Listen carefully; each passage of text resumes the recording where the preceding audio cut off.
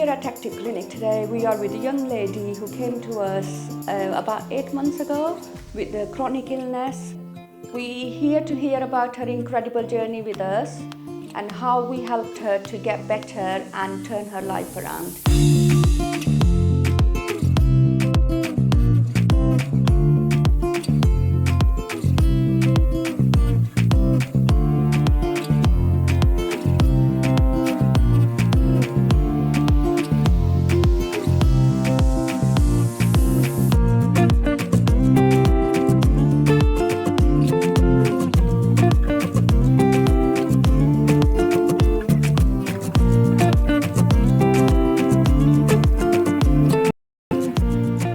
I'm Hannah, I'm 25 years old and I've used topical steroids for most of my life, I think from when I was born really. It was never said to me that there could be any adverse impact from them or that there was a possibility of getting addicted to the creams and then you could go into withdrawal.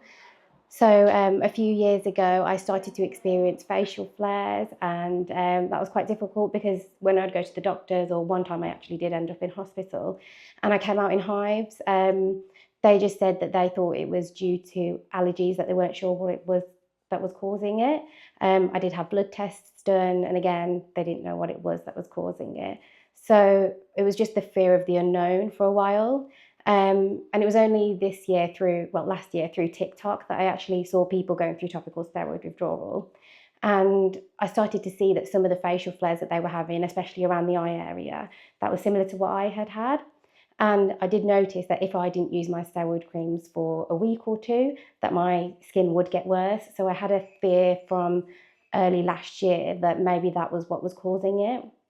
And then in August of 2023, that's when it got worse to the point where my facial flares lasted for weeks and my eyes were red and it didn't go down at all.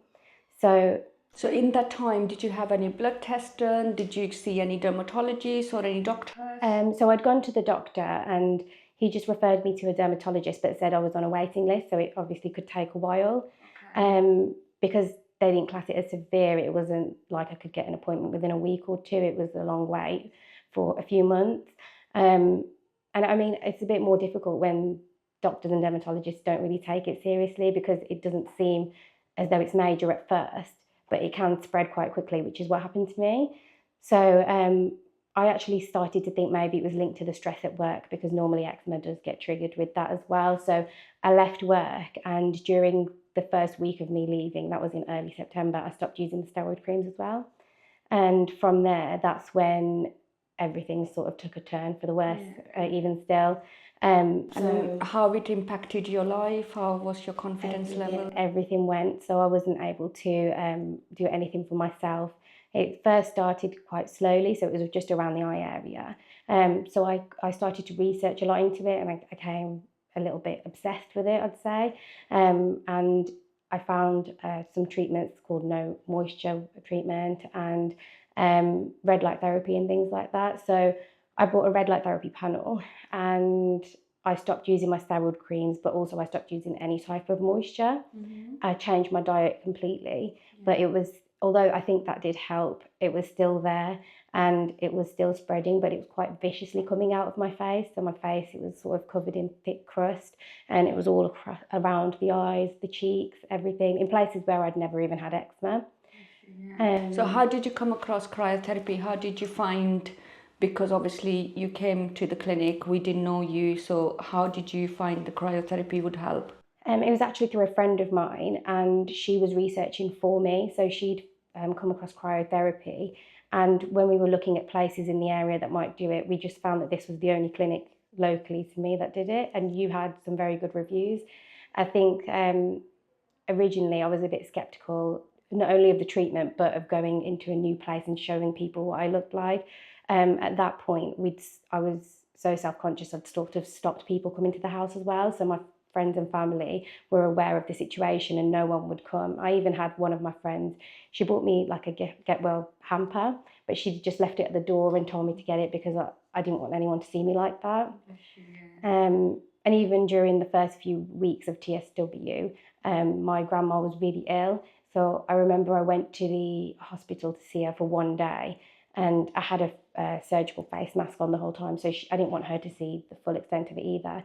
And she passed away a few days later, and I was too sick to go to the funeral. Oh dear, okay. Yeah.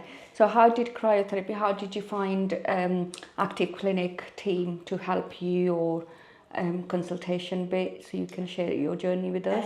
So I remember my first consultation, I was very nervous. I came with my mum, and she's been a godsend. She came to every appointment with me. And I was, like I said, I had the mask on because I didn't want anyone to see me. The first person that I spoke to was Shelby, and she was lovely.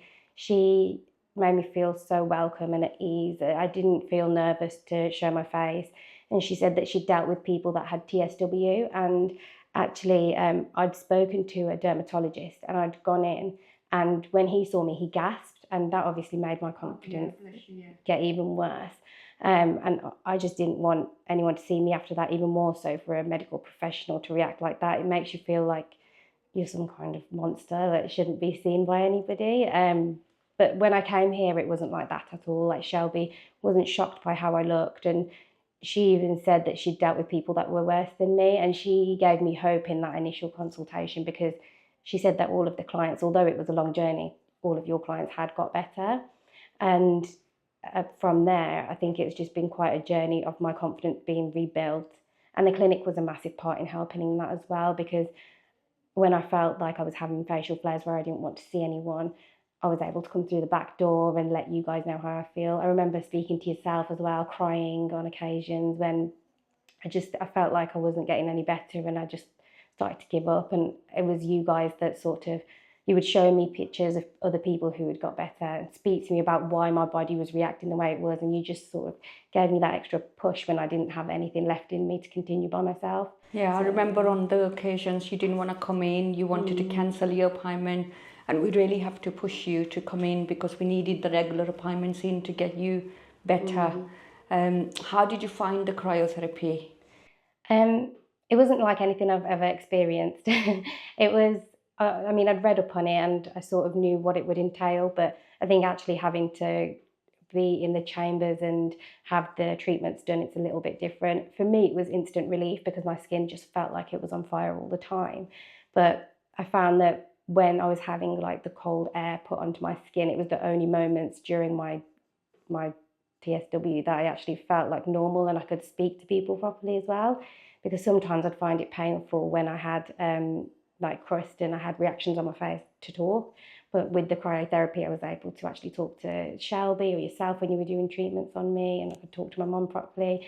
So it was a relief to have that on my skin whilst it was actually being applied. But also afterwards, I'd feel better as well, because as you're aware, it helps with your mental state anyway. I remember I did feel like that I had a point last year towards the end of the year where I felt like I wouldn't get any better, and I did feel suicidal, and I spoke to one of my friends about it. I remember for a few weeks I'd cry every day, and she would be going to work in the morning and hearing voice notes of me crying, and I just said I just can't do it anymore.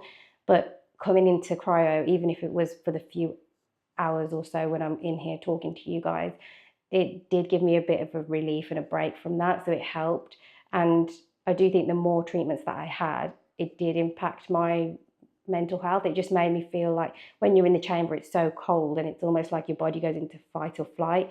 And it's almost like you go into survival mode and your brain tells you you're strong, you can fight this, you can do what you need to do. And I think that's what I got like after the treatment as well. When I'd leave, I'd feel like a boost of energy and I feel like I could take that on again and I can continue pushing and making sure that I get the treatments I need and getting to where I need to be. And I really can say that without this treatment, I don't know where I'd be. That's good. That's good. And you know the time frame we given you in your initial consultation. Did you get your result in that time frame, or obviously you wanted the result quite quick? But we've been honest with you, isn't it? Yeah. Because so you know when I first did come, Shelby did tell me that it could take a while because it would also depend on how my body is. Everyone is different. The extent of the steroids, the strength of the steroid cream that I'd used as well, because mine was particularly potent, it could be that it takes longer. I remember speaking to yourself and you'd said by Christmas I think you'll be better, and I will be honest, I wasn't sure. I didn't believe it. We got into December and I remember She didn't believe speaking me to at you, all. yeah. I know that. She was like looking at my face. I don't believe you on this one. Yeah. I remember it was early December and I said, I just feel like it's not going to happen. I just don't see it happening. And you were right, because I was able to celebrate Christmas with my family and I came down, and my dad, because my dad found it quite hard as well. And my dad's not someone that gets upset very easily. And I remember he actually cried a little bit and said, when I was really bad, he didn't like looking at me because it hurt him to see me so unwell.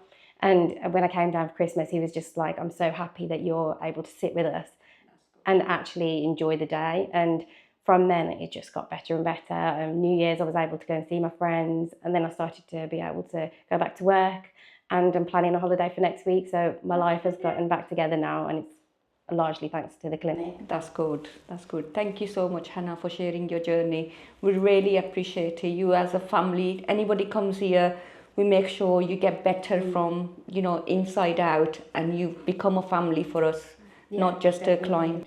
I agree with that. And even with my appointments, sometimes I'd come in, the appointments shouldn't really last that long, maybe half an hour, but I'd be here over an hour and we'd just be talking to you. And even my mum, because she suffered as well during it, she would care for me full time. And it was quite difficult because her mental health also took an impact, and you would speak to her for ages as well, just to give her reassurance and tell her what she could do to get better. I mean, it was amazing, the support we got from you guys. I'll eternally be grateful. Bless you. Thank you so much, Hanna. Thank you for sharing that.